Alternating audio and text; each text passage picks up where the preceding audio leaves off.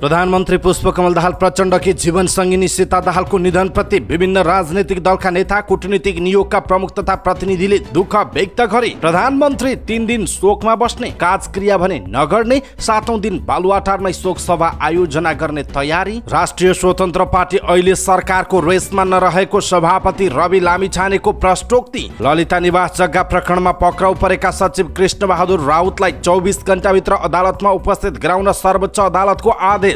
टेकनाथ रिजालले राम्रो ओढ्ने ओछ्याउने समेत नपाएको भन्दै भुटानका राजबन्दी रिहाका लागि अन्तर्राष्ट्रिय अभियानको चासो। सरकारको सुशासन अभियानले विश्राम नलिने गृहमन्त्री नारायण काजी श्रेष्ठको भनाई। सरकारले तेस्रो पटक जोगायो खारेज हुनुपर्ने 200 मेन पावर कम्पनी। सरकार वास्तविक सुकुम्बासी र भूमिहीनहरूको पक्षमा मात्रै उभिनु पर्नेमा सांसदहरूको माग। नेपाल खुल्ला विश्वविद्यालयको केन्द्रीय कार्यालय सानोठिमीमा राख्ने सरकारको निर्णय। एमसीसी र एसपीपी परियोजना नेपालमा पारित गराउनका लागि महत्त्वपूर्ण भूमिका खेलेका अमेरिकी सहायक विदेश मन्त्री डोनाल्ड लू आज नेपाल आउँदै। राष्ट्रिय प्रजातन्त्र पार्टीमा अब काम नगरी नेता हुन नपाइने। राप्रपामा विद्युतीय माध्यमबाटै साधारण सक्रिय सदस्य बन्न पाइने। धुर्मु सुन्तली फाउन्डेसनले रङ्गशाला बनाउने भन्दा सबैले हाई हाई गरे, तर पछि समस्या भयो भन्दै खेलकुद मन्त्री टिकबहादुर लिम्बुको जिकिर। पशुमा लम्पी स्किन रोगको संक्रमण क्रमशः घट्ने क्रममा रहेको पशुपक्षी विकास मन्त्री डाक्टर बेदुराम भुसालको भनाई। संघीय संसदका दुवै सदनबाट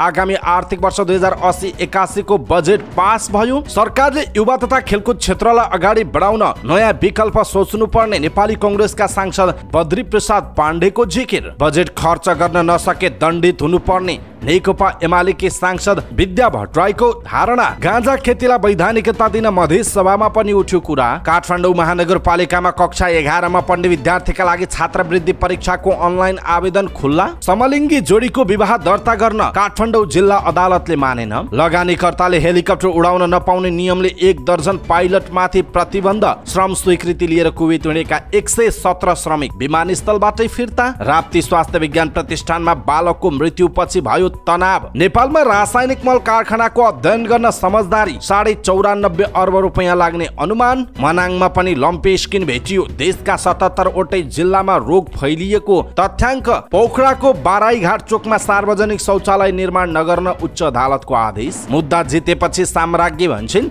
अब शान्तिको सास फेर्छु। जियाले पोखिन टिकटकमा गुनासो। दोहोरो अङ्कले घट्यो शेयर बजार। फाइनान्सका लगानीकर्ताले धेरै गुमाए, कुन कम्पनीले धेरै कमाए, यसको विषयमा पुरै जानकारी आजको समाचारमा हेर्नुहोस्। मान्डु हाइड्रो पावरको आइपिओ खुल्यो, कसले दिन पाउँछन् आवेदन, यसको बारेमा पुरै जानकारी। युक्रेनले तत्काल नेटोको सदस्यता नपाउने निश्चित। दिल्लीमा बाढीको आतंक, सबै शिक्षण संस्था बन्द। कर्मचारीलाई वर्क फ्रम होमको सुविधा। यमुना नदीको बाढी 45 वर्ष यताकै उच्च बिन्दुमा पुग्यो। सावित्राले इन्जुरी टाइममा गोल गरेपछि नेपालले टार्यो हार। ढाकामा भएको पहिलो मैत्रीपूर्ण खेलमा नेपाल र बंगलादेश 1-1 को बराबरी खेले। प्रधानमन्त्री कप क्लब भलिबल लिगको पुरुषतर्फ हेल्थ नेपाल र पुलिसको फाइनल पुग्ने सम्भावना बलियो। र समाचार पार्टी हेल्थ टिप्स अन्तर्गत आज हामी आमा बुबाले गर्ने 5 गल्ती जसले बच्चाको आत्मविश्वास कमजोर बनाउँछ भन्ने विषयमा हेल्थ टिप्स प्रस्तुत गर्नेछौँ। हामीलाई अन्तिमसम्म हेर्नुहोला।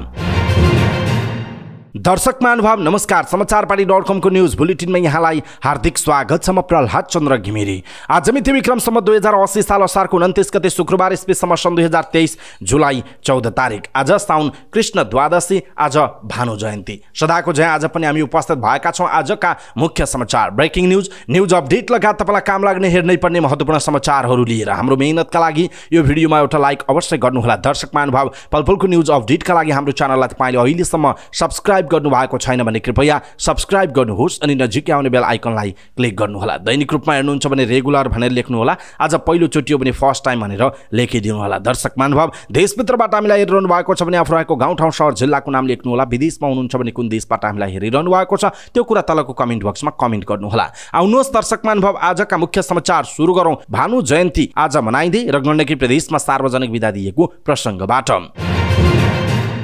आज भानु जयन्तीको अवसरमा गण्डकी प्रदेशले सार्वजनिक बिदा दिएको छ। गण्डकी प्रदेशमा आज सार्वजनिक बिदा दिएको गण्डकी प्रदेश सरकारका मुख्यमन्त्री तथा मन्त्री परिषदको कार्यालयका उपसचिव स्वर्ण प्रसाद शर्मा पौडेलले जानकारी दिनुभयो। प्रदेशका सबै सरकारी कार्यालय, शैक्षिक संस्था र सार्वजनिक संस्थानहरूमा आज बिदा हुने उहाँले बताउनुभयो। नेपाली साहित्यका धरोहर आदिकवि भानुभक्त आचार्य तनहुँको चुदी रम्घामा जन्मिनु भएको हो। विक्रम सम्वत 1871 असार 29 गते आचार्यको जन्म भएको हो। चुदी रम्घासँगै देशभर असार 29 गते भानुको स्मरणमा विभिन्न कार्यक्रम गरेर मनाउने गरिन्छ। दर्शक महानुभाव, यहाँहरू सम्पूर्णलाई भानु जयन्तीको धेरै धेरै शुभकामना। प्रधानमन्त्री पुष्पकमल दाहाल प्रचण्डको जीवन सङ्गिनी सीता दाहालको निधनप्रति विभिन्न राजनैतिक दलका नेता, कूटनीतिक नियोगका प्रमुख तथा प्रतिनिधिले दुःख व्यक्त गरेका छन्। प्रधानमन्त्री निवास बालुवाटार पुगेर उनीहरूले बुधबार निधन हुनुभएकी पत्नी सीताको तस्बिरमा माल्यार्पण गरी श्रद्धाञ्जली अर्पण गरे। साथै उनीहरूले शोक सन्तप्त परिवारजनप्रति समवेदना प्रकट गरेका छन्। बिहिबार बिहान प्रधानमन्त्री प्रचण्ड, माओवादी केन्द्रका नेताहरू पम्फा भुषाल, वर्षमान पुन, मातृका यादव, ओनसरी घरती लगायतले सीता दाहाललाई श्रद्धाञ्जली अर्पण गर्नुभयो। त्यस्तै नेपाली कङ्ग्रेसका सभापति एवं पूर्व प्रधानमन्त्री शेरबहादुर देउवा, नेकपा एकीकृत समाजवादीका अध्यक्ष एवं पूर्व प्रधानमन्त्री माधव कुमार नेपाल लगायत विभिन्न पार्टीका नेताहरूले बालुवाटार पुगेर दिवंगत सीताको तस्बिरमा पुष्पगुच्छ अर्पण गरेका थिए। बिहिबार नै शुभेच्छुक तथा कूटनीतिक नियोगका प्रमुख तथा प्रतिनिधिले श्रद्धाञ्जली अर्पण गरेका थिए। नेपालका लागि कोरियाली राजदूत तेई योङ पार्क, दक्षिण एसियाली क्षेत्रीय सहयोग संगठन सार्कका महासचिव इशाला श्रावण बिराकुन, नेपालका लागि रसियन राजदूत अलेक्सेय नोभिकोभ, नेपालका लागि चिनिया राजदूत चेन सङ, नेपालका लागि बङ्गलादेशका इजरायल, श्रीलङ्का, फिनल्यान्ड, उत्तर कोरिया लगायत देशका राजदूतहरू बालुवाटार पुगेर दिवंगत सीता दाहालप्रति श्रद्धाञ्जली अर्पण गरेका थिए।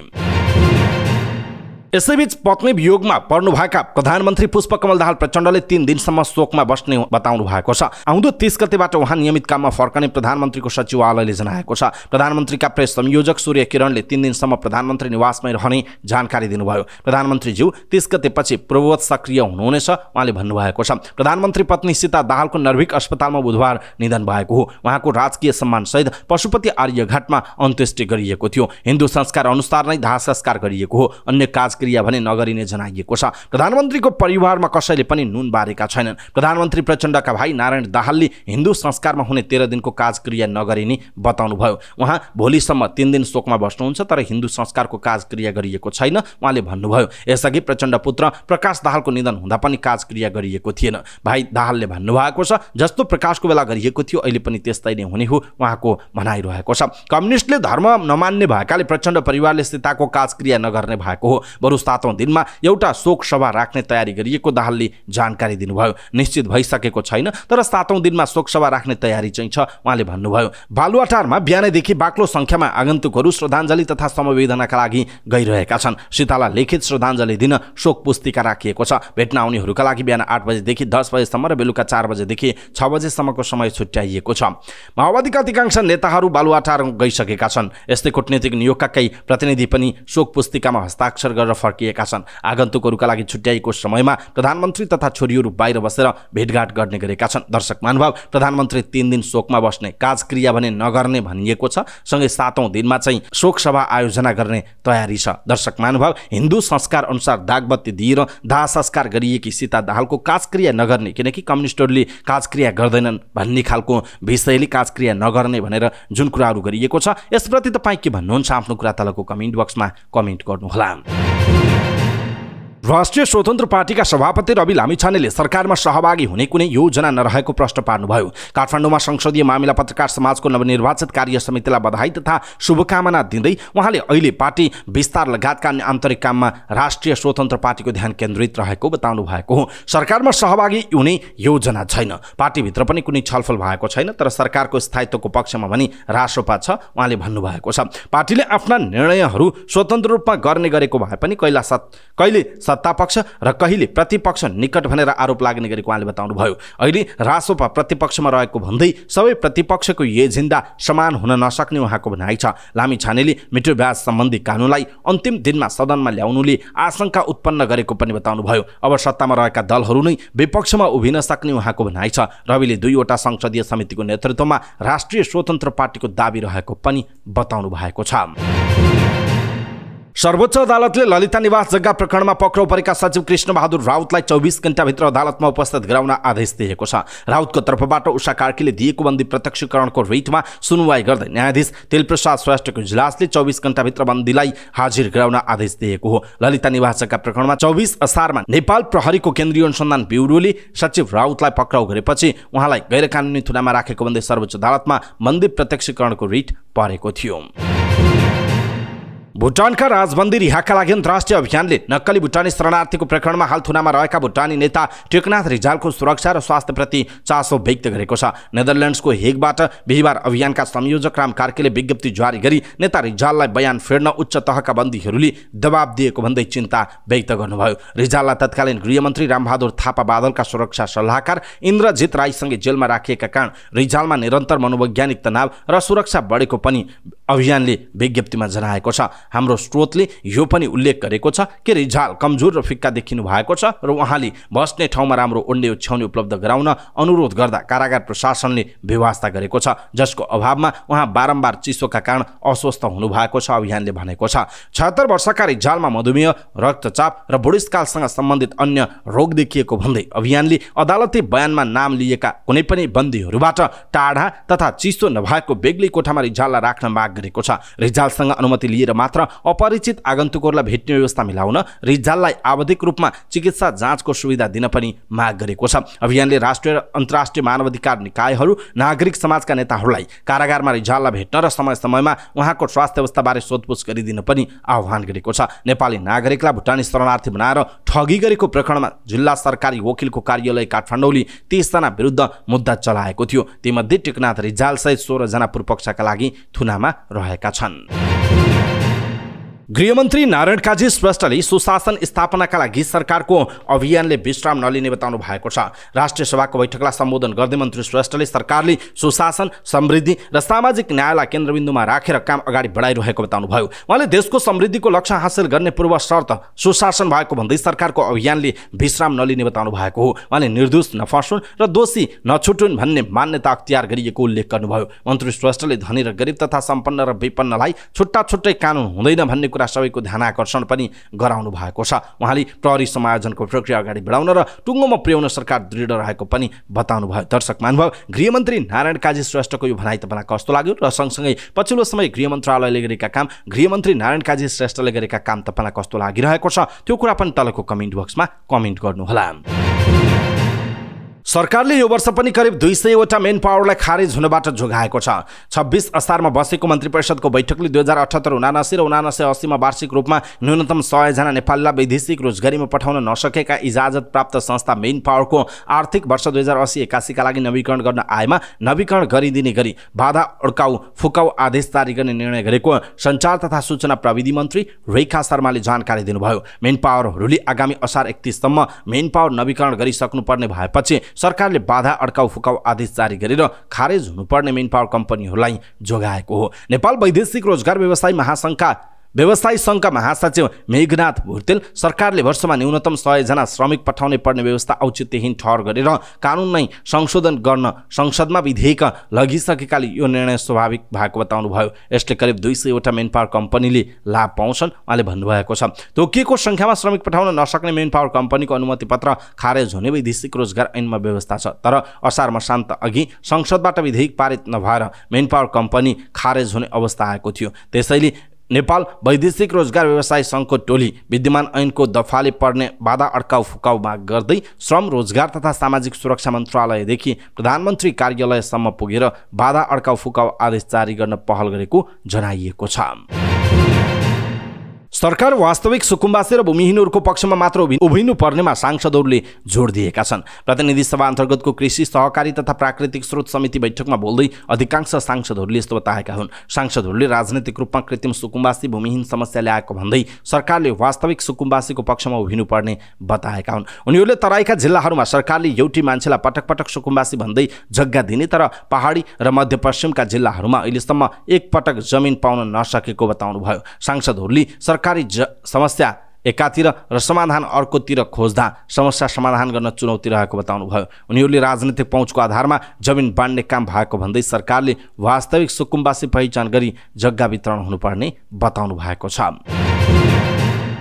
सरकारले अनुचित लेनदेन मिटरबार सम्बन्धी जाँच बुझाएको म्याद आगामी असोजको 25 गतेसम्म थपेको छ। असारको 26 गते बसेको मन्त्री परिषदको बैठकका निर्णय सुनाउँदै सरकारकी प्रवक्ता एवं सञ्चार तथा सूचना प्रविधि मन्त्री रेखा शर्माले यस्तो बताउनुभयो। बिहिबार मन्त्री परिषद बैठकको निर्णय सुनाउँदै उहाँले सरकारले भारतको गुजरातमा भारत लगायत विश्वका अन्य विकसित र विवेकशील मुलुकहरूको समूह G20 को तेस्रो अर्थमन्त्री स्तरीय बैठकमा भाग लिन अर्थमन्त्री डाक्टर प्रकाश शरण महत नेतृत्वको प्रतिनिधि मण्डललाई स्वीकृति दिने निर्णय गरेको बताउनुभयो। त्यस्तै सरकारले आर्थिक वर्ष 2080-81 का लागि मोटा धान प्रति क्विन्टल 3198 र मध्यम धान प्रति क्विन्टल 3362 न्यूनतम समर्थन मूल्य तोक्ने नेपाल विद्युत प्राधिकरण चैनपुर सेती जलविद्युत आयोजनाको विद्युत गृहमा रहने संरचना निर्माणका लागि बझाङ जिल्ला तलकोट गाउँपालिका वडा नम्बर 2 र 3 स्थित करिब 7319 वर्ग मिटर जग्गा प्राप्ति गर्न स्वीकृति दिने, थाइल्यान्डले आयोजना गर्न लागेको विमस्ट्रिक परराष्ट्र मन्त्रीहरूको रिट्रिटमा भाग लिन परराष्ट्र मन्त्री नारायण प्रकाश साउदको नेतृत्वमा प्रतिनिधि मण्डललाई स्वीकृति दिने लगायतका निर्णय गरेको छ। दक्षिण तथा मध्य एसिया हेर्ने अमेरिकी सहायक विदेश मन्त्री डोनाल्ड लू आज नेपाल आउँदै हुनुहुन्छ। काठमाडौँ स्थित अमेरिकी दूतावासले एक सूचना जारी गरी लूको नेपाल भ्रमणबारे जानकारी गराएको छ। नेपाल भ्रमणका क्रममा लूले नेपालका राजनीतिक दलका नेताहरू र दूतावासका कर्मचारीहरूलाई भेट गर्नेछन्। लू अमेरिकाबाट सिधै नेपाल आउने र केही घण्टामा दक्षिण एसियाको अर्को कुनै देशमा जाने स्रोतले जनाएको छ। उहाँ नेपालमा MCC कार्यान्वयनको अवस्थाको पछिल्लो जानकारी दिने उद्देश्यले नेपाल आउन लागेको परराष्ट्र मन्त्रालय स्रोतले जनाएको छ। लू अमेरिकी विदेश मन्त्रालयका प्रभावशाली सहायक मन्त्री मध्येका हुन्। उनले यसअघि पनि 2 पटक नेपालको भ्रमण गरिसकेका छन्। उनी नेपालमा अमेरिकी सहयोग परियोजना मिलेनियम च्यालेन्ज कर्पोरेसन MCC पारितको चरणमा रहेको अवस्थामा अमेरिकाबाट तारन्तार भएको भ्रमणको क्रममा नेपाल आइपुगेका हुन्। त्यसपछि अमेरिकाले प्रस्ताव गरेको स्टेट पार्टनरशिप प्रोग्राम SPP मा सहभागी हुने विषयमा संवाद गर्न पनि उनी नेपाल आइपुगेका थिए। तत्कालीन प्रधानमन्त्री शेरबहादुर देउबा नेतृत्वको सरकारले SPP प्रस्तावलाई अस्वीकार गर्ने निर्णय मन्त्री परिषदबाट पारित गरेपछि उहाँ त्यसको केही समयपछि नै नेपाल आइपुगेको जनाइएको छ। राष्ट्रिय प्रजातन्त्र पार्टीले नेताहरूलाई भूगोल केन्द्रित जिम्मेवारी दिएको छ र जिम्मेवारी अनुसार तोकिएको भूगोलमा नजाने नेतालाई पदीय जिम्मेवारीबाट मुक्त गर्ने नियम बनाएको छ। अध्यक्ष राजेन्द्र लिङदेनले राप्रपा अब नवीन राप्रपा कार्ययोजना 2080 को मूल बुँदाहरू सार्वजनिक गर्दै राप्रपामा काम नगरी नेता हुन नपाइने व्यवस्था गरेको पनि जानकारी गराउनु भएको छ। राप्रपाले केन्द्र प्रदेश जिल्ला स्तरीय नेता तथा जनवर्गीय संगठनका प्रतिनिधिहरू समेत गरेर करिब 900 जना नेताहरूलाई एकैसाथ संगठन विस्तारका लागि भूगोल केन्द्रित जिम्मेवारी प्रदान गरेको जनाइएको छ। एकैसाथ 753 वटै स्थानीय तह र 6743 वटै वडा तथा प्रभासमा समेत जिम्मेवारी तोकेको राप्रपाले जिम्मेवारी प्राप्त नेताहरूले तोकिएको भूगोलमा 6 महिनासम्म संगठन विस्तार र सुदृढीकरणको काम गर्नुपर्ने नियम बनाएको जनाइएको छ। जस अनुसार अध्यक्ष राजेन्द्र लिङदेनको जिम्मेवारी धरान उपमहानगरपालिकामा परेको छ। भूगोल केन्द्रित जिम्मेवारीमा रहेका नेताहरूले आफ्नो दैनिक क्रियाकलाप विद्युतीय माध्यमबाट सचिवालयमा नियमित रूपमा पेश गर्नुपर्ने पनि राष्ट्रिय प्रजातन्त्र पार्टीले जनाएको छ। यसैबीच राष्ट्रिय प्रजातन्त्र पार्टीले विद्युतीय माध्यमबाट साधारण सक्रिय सदस्य बन्न साथै आर्थिक सहयोग गर्न सक्ने व्यवस्था मिलाएको छ। पार्टी केन्द्रीय कार्यालय धुम्बाराईमा आयोजित पत्रकार सम्मेलनमा बोल्दै पार्टी अध्यक्ष राजेन्द्र प्रसाद लिङदेनले यस्तो बताउनुभयो। उहाँले पार्टीले राप्रपामा अब काम नगरी नेता हुन नपाइने व्यवस्था गरिएको जानकारी दिनुभयो। उहाँले तोकिएका भूगोलको जिम्मेवारीमा नजाने नेता स्वतः पदीय जिम्मेवारीबाट मुक्त हुने बताइएको छ। 1 वर्षभित्रमा सक्रिय सदस्यको संख्या 2 लाख पुर्याउने, 6 महिनाभित्र 165 निर्वाचन क्षेत्रसम्म प्रशिक्षण कार्यक्रम सम्पन्न गर्ने, 6 महिनापछि भूगोलको जिम्मेवारी हेरफेर हुने, भूगोल केन्द्रित जिम्मेवारीमा रहेका नेताहरूले आफ्नो दैनिक क्रियाकलाप विद्युतीय माध्यमबाट सचिवालयमा पेश गर्नुपर्ने जनाइएको छ। युवा तथा खेलकुद मन्त्री डिकबहादुर लिम्बुले नयाँ आर्थिक वर्षदेखि चितवनको गौतम बुद्ध अन्तर्राष्ट्रिय क्रिकेट रङ्गशालाको काम अगाडि बढ्ने बताउनु भएको छ। बिहिबार शिक्षा स्वास्थ्य तथा सूचना प्रविधि समितिको बैठकमा मन्त्री लिम्बुले धुर्मु सुन्तली फाउन्डेसनलाई सरकारको तर्फबाट दिने भनिएको 12 करोड रुपैयाँ अनुदान पाउने र त्यही अनुसार रङ्गशाला निर्माणको काम अगाडि बढ्ने बताउनुभयो। उहाँले गौतम बुद्ध अन्तर्राष्ट्रिय रङ्गशाला कुनै एक व्यक्तिले निर्माण गर्न सक्ने स्थिति नरहेको भए पनि निर्माण गर्न अघि सर्ने बेलामा सबैले हाई गर्दा अहिलेको अवस्था आइपरेको उहाँले बताउनु भएको छ। कृषि तथा पशुपक्षी विकास मन्त्री डाक्टर बेदुराम भुषालले पशुमा लाग्ने लम्पी स्किन रोग क्रमशः घट्ने क्रममा रहेको बताउनुभयो। राष्ट्रिय सभाको बैठकमा बोल्दै उहाँले देशभर पशुहरूमा देखा परेको लम्पी स्किन रोग घट्ने क्रममा रहेको बताउनु भएको हो। संक्रमित पशुहरूको मृत्युदर पनि घट्ने क्रममा रहेको उहाँले बताउनुभयो। उहाँले अहिलेसम्म 12 लाखभन्दा बढी मात्रा खोप ल्याइसकिएको र 2,50,766 पशुलाई खोप दिइसकिएको बताउनुभयो। मन्त्री भुषालले रोग नियन्त्रणका लागि सङ्घ प्रदेश र स्थानीय तहबाट आवश्यक औषधिको आपूर्ति गर्ने व्यवस्था मिलाइएको स्पष्ट पार्नुभयो। मन्त्रालयमा चालु आर्थिक वर्षमा बचत बजेट रकमान्तर गरी स्थानीय तहमा पठाइएको उहाँले जानकारी दिनुभयो। सरकारले प्रस्तुत गरेको आर्थिक वर्ष 2080-81 को राजस्व र व्ययको वार्षिक अनुमान बजेट संघीय संसदका दुवै सदनबाट पारित भएको छ। राष्ट्रिय सभाको बैठकले प्रतिनिधि सभाबाट सन्देशसहित प्राप्त विनियोजन विधेयक 2080 बहुमतले पारित गरेको हो। बैठकमा अर्थमन्त्री डाक्टर प्रकाश शरण महतले प्रतिनिधि सभाबाट सन्देशसहित प्राप्त विनियोजन विधेयक 2080 लाई पारित गरियोस् भनेर प्रस्ताव प्रस्तुत गर्नु भएको थियो। त्यसअघि विनियोजन विधेयक 2080 अन्तर्गत विभिन्न शीर्षकमा खर्च कटौतीको प्रस्ताव बहुमतले अस्वीकृत भएको थियो। बैठकमा विनियोजन विधेयक 2080 अन्तर्गत विभिन्न शीर्षकमाथिको छलफलमा उठेका प्रश्नका सम्बन्धित मन्त्रीले जवाफ दिएको जनाइएको छ। प्रतिनिधि सभाबाट असारको 13 गते आगामी आर्थिक वर्षको बजेट पारित भएको थियो। सरकारले गत जेठ 15 गते संघीय संसदका दुवै सदनमा आगामी आर्थिक वर्षको बजेट प्रस्तुत गरेको थियो। संघीय संसदका दुवै सदनबाट बजेट पारित भएसँगै आगामी साउन 1 गतेदेखि कार्यान्वयनको बाटो खुलेको जनाइएको छ।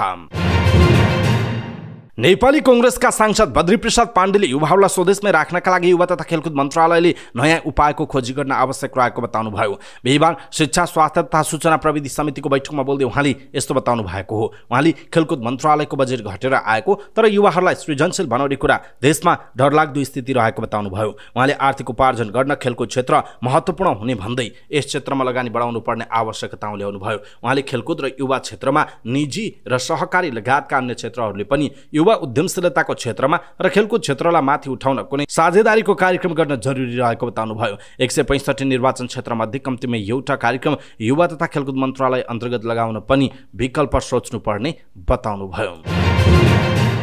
नेकपा एमालेकी सांसद विद्या भट्टराईले बजेट खर्च गर्न नसक्ने स्थितिको अन्त्य हुन जरुरी रहेको बताउनुभयो। बिहीबार शिक्षा स्वास्थ्य तथा सूचना प्रविधि समितिको बैठकमा बोल्दै उहाँले यस्तो बताउनु भएको हो। उहाँले सरकार बजेट छैन भन्ने तर आर्थिक वर्ष सकिन लाग्दा बजेट खर्च नहुने परिपाटीको अन्त्य गर्न लाग्नुपर्ने बताउनुभयो। उहाँले बजेट खर्च गर्न नसके कारबाही भोग्न सम्बन्धित पक्षहरू तयार हुनुपर्ने बताउनुभयो। उहाँले एसियन गेमको बारेमा युवा तथा खेलकुद मन्त्रालयसँग खाका समितिमा जानकारी गराउन पनि आग्रह गर्नु भएको छ। उहाँले युवाहरूले स्थायित्व लिन सक्ने गरी कार्यकारी अधिकार सहितको युवा परिषदको निर्माण गर्ने कुरालाई मन्त्रालयले नेतृत्व गर्नुपर्नेमा जोड दिनुभयो।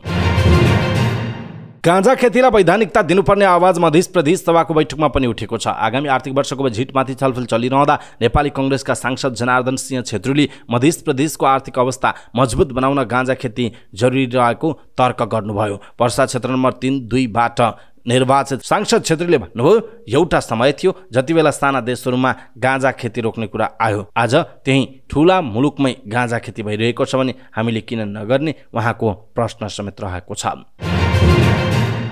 काठमाडौँ महानगरपालिकाले संस्थागत विद्यालयमा कक्षा 11 मा पढ्ने विद्यार्थीलाई छात्रवृत्ति परीक्षाको अनलाइन आवेदन खुल्ला गरेको छ। शैक्षिक सत्र 2080-81 का लागि छात्रवृत्तिका लागि विद्यार्थी छनौट परीक्षा हुनेछ। छात्रवृत्तिमा अध्ययन गर्न चाहने विद्यार्थीले बिहान 10 बजेदेखि 12 बजेसम्म महानगरको वेबसाइट वा instra.kathmandu.gov.np मा आवेदन पेश गर्नुपर्ने जनाइएको छ। विज्ञान व्यवस्थापन मानविकी शिक्षा कानुन प्राविधिक विषयहरूमा छात्रवृत्ति परीक्षा हुने महानगरको शिक्षा विभागले जनाएको छ। परीक्षा साउनको 20 गते बिहान 11 बजेदेखि सुरु हुनेछ। परीक्षामा कक्षा 10 को पाठ्यक्रममा आधारित रही 100 वटा बहुवैकल्पिक परीक्षा सोधिने जनाइएको छ। जिल्ला अदालत काठमाडौँले एक समलिङ्गी जोडीको विवाह दर्ता गर्न अस्वीकार गरेको छ।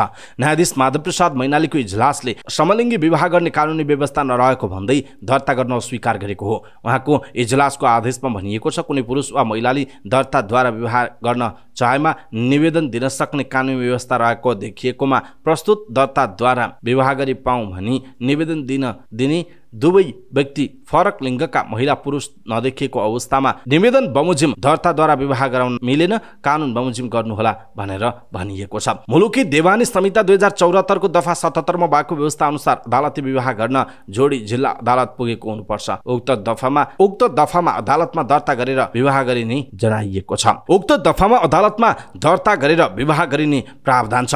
यसअघि उक्त जोडी समेतले समलिङ्गी विवाहको माग गरेर सर्वोच्च अदालत गएको थियो। सर्वोच्च अदालतले समलिङ्गी विवाहको कानुनी व्यवस्था गर्न सरकारलाई आदेश दिँदै कानुनी व्यवस्था नहुँदासम्म अस्थायी दर्ता किताब राखेर भए पनि विवाह दर्ता गर्नु भनी अन्तरिम आदेश दिएको जनाइएको छ। नेपाल नागरिक उड्डयन प्राधिकरणले हेलिकप्टर कम्पनीमा लगानी समेत गरेका पाइलटलाई उडानमा प्रतिबन्ध लगाएसँगै 1 दर्जन पाइलट ग्राउन्डेड भएका छन्। प्राधिकरणले मङ्गलबार सोलुखुम्बुको नामजुरा डाँडामा भएको मनाङ एयरको हेलिकप्टर दुर्घटनापछि यो नियम ल्याएको हो। नियमअनुसार लगानीकर्ताका रूपमा हेलिकप्टर कम्पनीका उडाइरहेका पाइलटले व्यावसायिक उडानमा हेलिकप्टर उडाउन नपाउने जनाइएको छ। प्राधिकरण स्रोतका अनुसार यसरी आफैले लगानी समेत गरेका हेलिकप्टर उडाउने पाइलटको संख्या 11,000 जना छ। नेपालमा कुल 12वटा हेलिकप्टर कम्पनी छन्। प्राधिकरण स्रोतका अनुसार यसरी आफैले लगानी समेत गरेका हेलिकप्टर उडाउने पाइलटको संख्या 11 जना छ। नेपालमा कुल 12वटा हेलिकप्टर कम्पनी छन्, जसमध्ये अहिले 8वटा कम्पनीका 11 जना पाइलट शेयर सदस्यका रूपमा कार्यरत छन्। प्राधिकरणका अनुसार यी पाइलटले अब या शेयर सदस्यका रूपमा व्यवस्थापकीय जिम्मेवारी छोड्नुपर्छ वा हेलिकप्टर उडाउन नपाउने जनाइएको छ।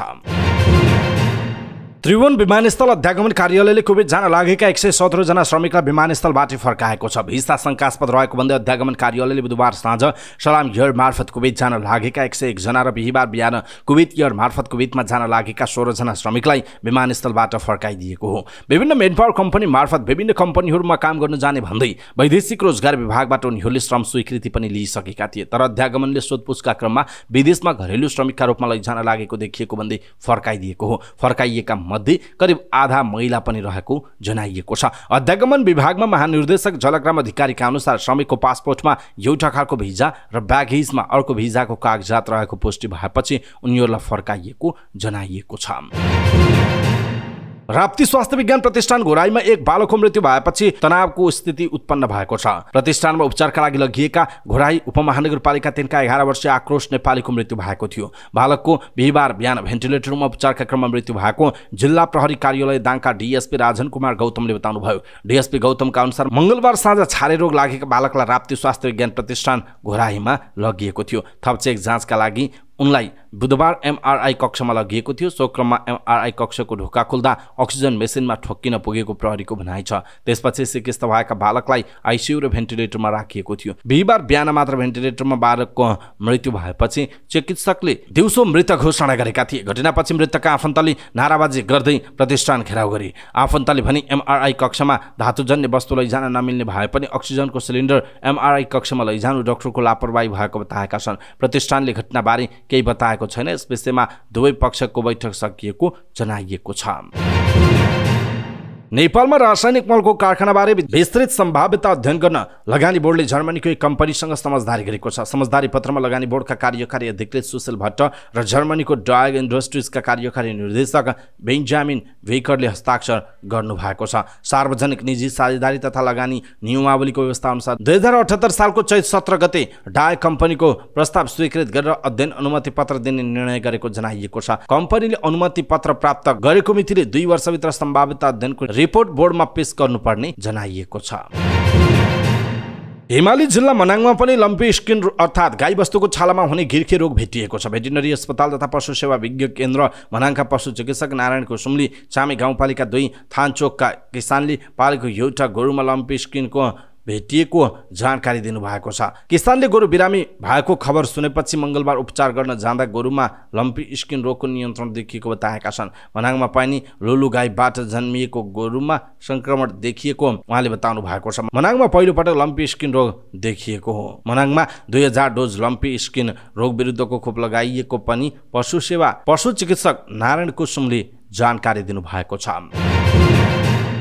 उच्च अदालत पोखराले बाराईघाट चोकमा सार्वजनिक शौचालय निर्माणमा रोक लगाएको छ। सूर्य नेपालले निर्माण र एरोसन प्रणालीले सञ्चालन गर्ने गरी शौचालय निर्माण गर्न दिने निर्णय विरुद्ध 5 युवाले दिएको रिटको सुनवाई गर्दै उच्च अदालतले शौचालय निर्माणको काम अगाडि नबढाउन अन्तरिम आदेश दिएको छ। पोखरा महानगरपालिकाले तल्लो तलामा सार्वजनिक शौचालय र उपल्लो तलामा रेस्टुरेन्ट सञ्चालन गर्ने गरी 15 वर्षका लागि निजी कम्पनीलाई ठेक्का दिएको थियो। उक्त शौचालयको 11 जेठमा मेयर धनराज आचार्यले शिलान्यास गर्नुभएको हो। सूचनाको हक प्रयोग गरेर माग गर्दा पनि 1.5 करोड रुपैयाँमा निर्माण हुने भनिएको शौचालयको इस्टिमेट र ठेक्का महानगरले नदिएको र यसमा मेयर आचार्यको स्वार्थ बाजिएको रिट निवेदक युवाहरूको भनाइरहेको छ।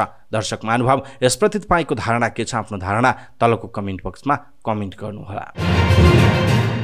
अन्ततः अभिनेत्री साम्राज्ञी शाहले भुवन केसीसँगको 3 वर्ष लामो बेइज्जतीको मुद्दा जितिन्। काठमाडौँ जिल्ला अदालतले साम्राज्ञीलाई प्रतिवादी बनाएर दायर गरिएको मुद्दामा दाबी नपुग्ने फैसला गरेको छ। जिल्ला अदालतको फैसला लगत्तै सामाजिक सञ्जालमा भिडियो पोस्ट गर्दै साम्राज्ञीले अब शान्तिको सास फेर्न सक्ने प्रतिक्रिया दिएकी छिन्। सत्यको जित भएको र पहिले जस्तै अब आफू सुनिश्चित ढङ्गले काममा अगाडि बढ्ने साम्राज्ञीले बताएकी छिन्। उनले आफूलाई कानुनी लडाईँमा साथ दिने कानुन व्यवस्थालाई समेत धन्यवाद दिएकी छिन्। हामीले अन्ततः यो लडाईँ जितेका छौँ, अब म शान्तिको सास फेर्न सक्छु र जीवनमा फेरि अगाडि बढ्न सक्छु, उनले भनेकी छिन्। आफू विरुद्ध 10 करोड रुपैयाँ क्षतिपूर्तिको दाबी गर्ने व्यक्तिले शक्ति र पहुँचको दुरुपयोग गर्दै बोलिङ गरेको साम्राज्ञीको आरोप रहेको छ। उनले यसो भनिरहँदा भुवनको नाम चाहिँ लिइनन्। उनले नेपाली फिल्म उद्योगमा उदाउँदै गरेका कलाकार र महिलालाई आफ्नो आवाज दबाउन नदिन आग्रह समेत गरेकी छिन्। बुधबार अदालतमा भएको सुनवाई मुख्यतः नाम उल्लेख भएको वा नभएको भन्ने कुरामा केन्द्रित थियो। मुद्दाका प्रतिवादी तर्फका कानुन व्यवसायीले साम्राज्ञीले कसैको नाम नलिएको र समग्र चलचित्र क्षेत्रको प्रवृत्तिलाई उजागर गरेको दावी गरेका थिए भने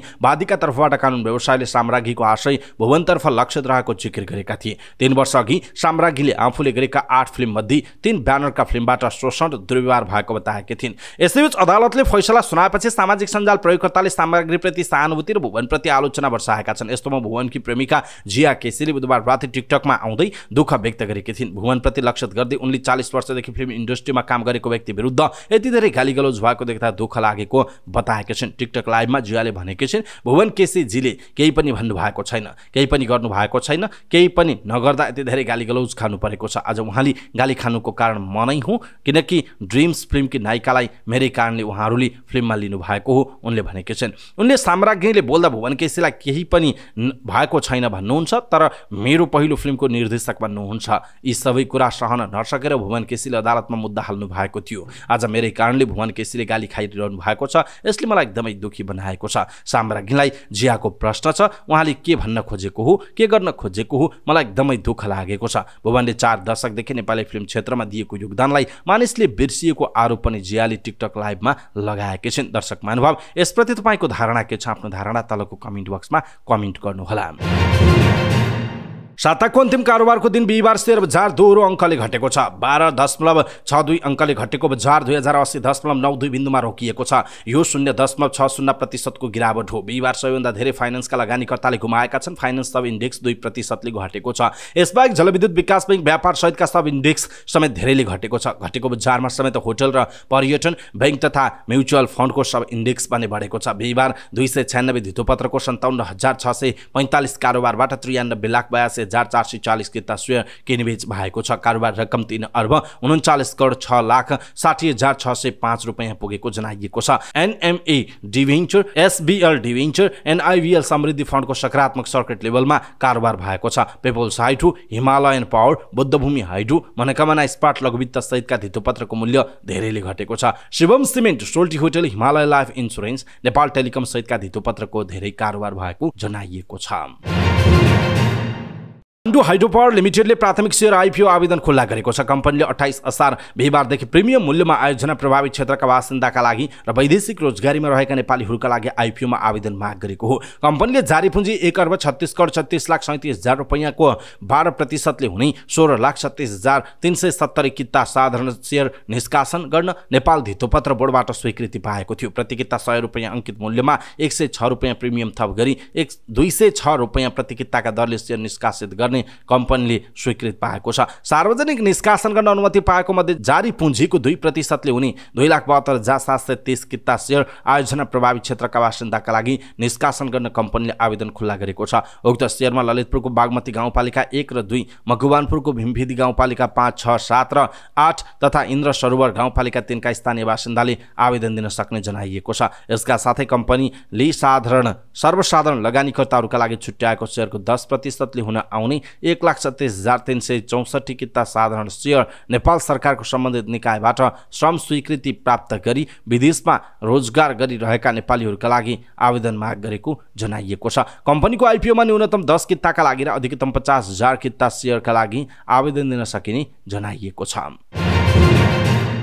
युक्रेनले तत्काल उत्तर एटलान्टिक सन्धि संगठन नेटोको सदस्यता नपाउने निश्चित भएको छ। लिथुआनियाको राजधानी विलिनियसमा 2 दिनसम्म भएको नेटो सम्मेलनमा युक्रेनको सदस्यता मुख्य विषय बनेको थियो। तर स्विडेन नेटोको नयाँ सदस्य बन्ने निश्चित भए पनि युक्रेनलाई सदस्यता दिने बारे भने कुनै सम्मेलनमा कुनै निर्णय नभएको उल्लेख गरिएको छ। नेटोमा आबद्ध देशहरूले रुससँगको लडाईँमा युक्रेनलाई थप सैन्य सहयोग गर्ने प्रतिबद्धता भने व्यक्त गरेका छन्। बेलायतका प्रधानमन्त्री ऋषि सुनकले युक्रेनलाई नेटो सदस्यताको बाटोबाट सहयोग गर्ने बताएको जनाइएको छ। त्यस्तै नेटोका प्रमुख जेम्स स्टोल्टनबर्गले यो बैठक ऐतिहासिक भएको तर युक्रेनलाई सदस्यता दिने बारे कुनै पनि निर्णय नभएको बताएको बीबीसीले जनाएको छ। युक्रेनले सदस्यता पाउन पहिले आर्थिक, सामाजिक र सैन्य मापदण्डहरू पूरा गर्नुपर्ने जनाइएको छ। सन् 1949 मा स्थापना भएको नेटोमा सुरुवाती समयमा अमेरिका, बेलायत, कनाडा, फ्रान्स लगायत 12 देश सहभागी थिए। त्यसपछि युरोप र उत्तर अमेरिका सहित 31 सदस्य पुगेको छ। अब स्विडेन पनि थपिएको जनाइएको छ। नेटोमा आबद्ध देशमा कहीँ कतैबाट आक्रमण भएमा सबैले प्रतिरक्षा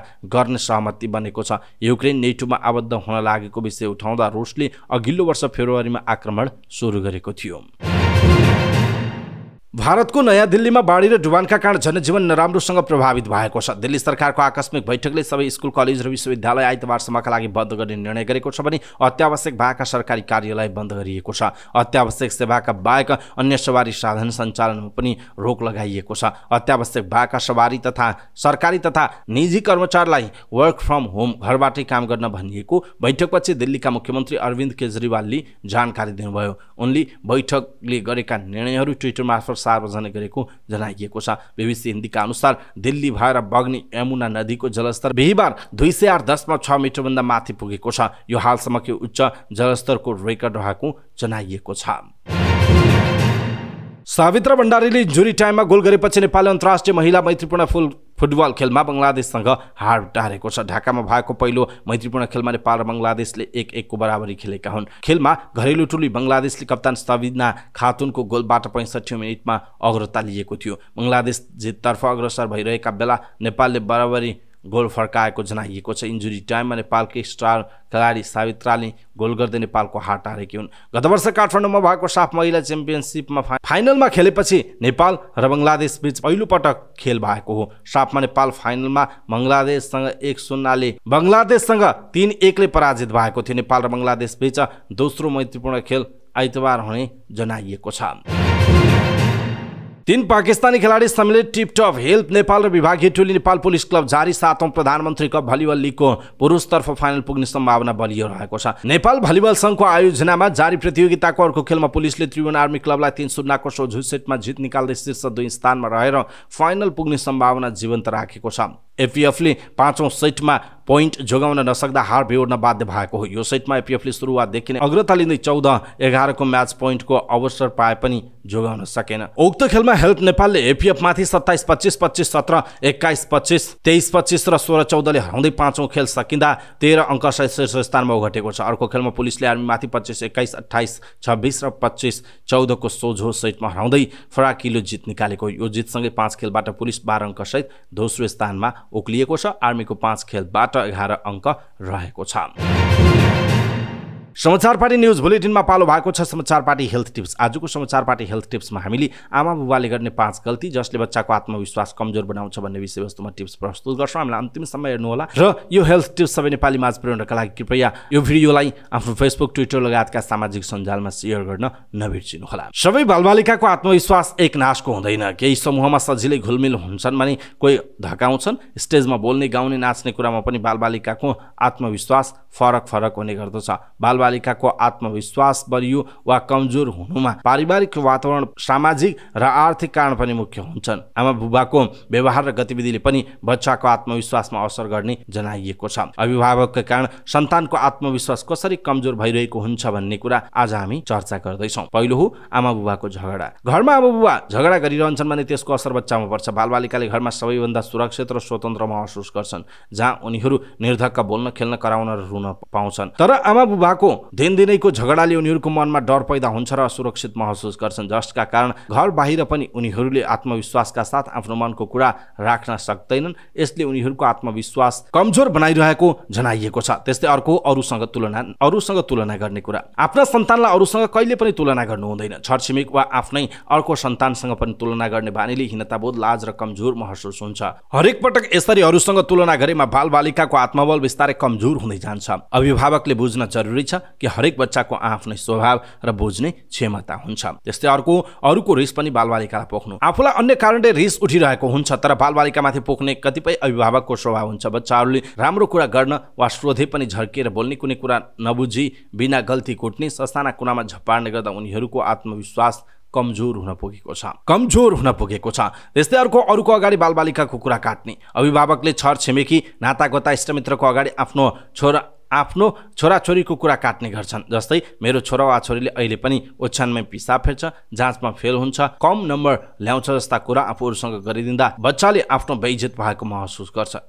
यसले बालबालिकाको आत्मविश्वास कमजोर बनाउन भूमिका खेल्छ। त्यस्तै अर्को समय नदिने। बालबालिकाले स्कुलमा वा बाहिर खेल्ने क्रममा भएका कुराकानी आमाबुबालाई सुनाउन चाहन्छन्, तर आमाबुबा भने कामको व्यस्तताले उनीहरूको कुरा नसुन्ने, साथीले पट्यो भन्दा पनि तिम्रै गल्ती होला भनी उल्टै गाली गर्ने गरेको पनि पाइन्छ। त्यस्तो व्यवहारले उनीहरूलाई माया गर्ने, मनको कुरा बुझिदिने कोही छैन भन्ने महसुस हुन्छ, जसले उनीहरूको आत्मविश्वास कमजोर बनाउँछ। त्यसैले बालबालिकाको कुरा सुनिदिने, प्रश्नको जवाफ दिने, सामाजिक वातावरणमा घुलमिल गराउने तथा कथाहरू सुनाउने, आफू पनि बच्चा जस्तै भएर खेल्न गर्नुपर्छ। बच्चालाई माया स्याबास र प्रोत्साहन दिँदा उनीहरूको आत्मविश्वास बढ्ने जनाइएको छ। दर्शक महानुभाव, आज हामीले प्रस्तुत गरेको हेल्थ टिप्स तपाईँलाई कस्तो लाग्यो? आफ्नो कुरा तलको कमेन्ट बक्समा कमेन्ट गर्नुहोला। आमाबुबाले गर्ने 5 गल्ती जसले बच्चाको आत्मविश्वास कमजोर बनाउँछ भन्ने विषयवस्तुमा हामीले प्रस्तुत गरेका यी सामग्रीहरू र यो हेल्थ टिप्स तपाईँलाई कस्तो लाग्यो त्यो कुरा पनि तलको कमेन्ट बक्समा कमेन्ट गर्नुहोला। र अहिलेसम्म हाम्रो च्यानललाई सब्स्क्राइब गर्नुभएको छैन भने कृपया सब्स्क्राइब गर्नुहोला। अवस्था दर्शक महानुभाव, समाचारपाटी.com को न्यूज बुलेटिन अहिलेका लागि यति नै। हामीले प्रस्तुत गरेका यी समाचारहरूप्रति तपाईँको धारणा के छ? आफ्नो धारणा तलको कमेन्ट बक्समा कमेन्ट गर्नुहोला। हाम्रो मेहनतका लागि यो भिडियोमा एउटा सानो लाइक अवश्य गर्नुहोला। दर्शक महानुभाव, पलपलको न्यूज अपडेट हेर्नका लागि हाम्रो च्यानललाई तपाईँले अहिलेसम्म सब्स्क्राइब गर्नुभएको छैन भने कृपया सब्स्क्राइब गर्नुहोस् अनि नजिकै आउने बेल आइकनलाई क्लिक गर्नुहोला। पलपलको न्यूज अपडेटका साथ समाचारपाटी न्यूज बुलेटिन नेपाली समयअनुसार आज साँझ 6 बजी लिएर फेरि हामी उपस्थित हुनेछौँ। पलपलको न्यूज अपडेटका लागि समाचारपाटी.com हेर्दै गर्नुहोस्। नमस्कार।